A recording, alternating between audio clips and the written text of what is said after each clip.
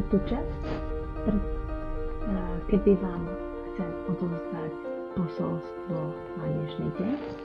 Tak ak ťa zaujíma, aký je dneska kód a ako mne prišlo, ako vám ho mám preložiť, tak ťa pekne vítam pri tomto krátkom videjku a ideme na to.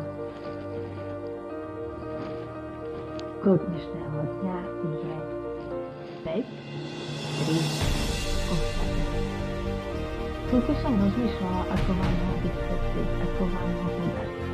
A preto som znova išla a pozrela sa do svojho diára, ktorý mám v kontaktu.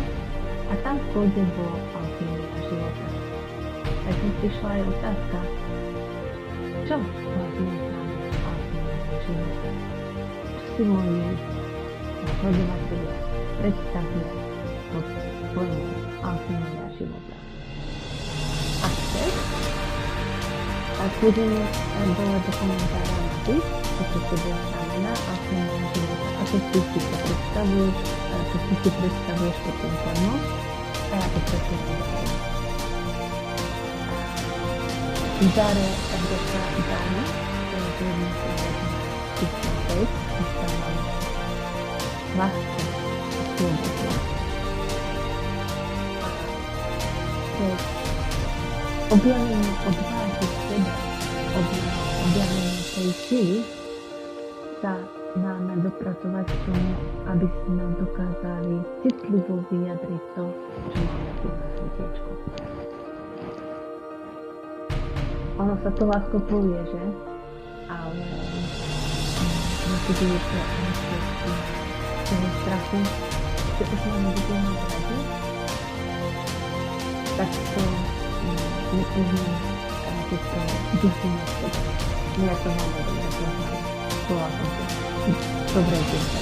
A ešte je tam v niektorých prípadoch, niektorých z toho stále. Ale využijeme ten samozrejme a potrebujeme, a keď to je to, čo ja cítim, a to budeme ja cítiť. Budeme v tom lepšie? Stojí to za to vyskúšať? Tak to boli otázky pre teba, aby si sa nad tým zamyslela. Ak to žiješ, že už sa vyjadruješ tak, ako to cítiš, že nachádzaš tú odvahu v sebe, tak ja ti za to moc gratulujem. A ty, ak ešte nie, tak ťa pozývam do tej akcie, aby si to skúsila. A zároveň vás všetkých pozývam na môj nový YouTube kanál, na ktorom postupne budem takto pridávať tieto posolstvá zo dňa z môjho uhlu pohľadu a ste tam všetci vítaní. O link si napíš dole v komentári. Majte krásny deň a teším sa na vás.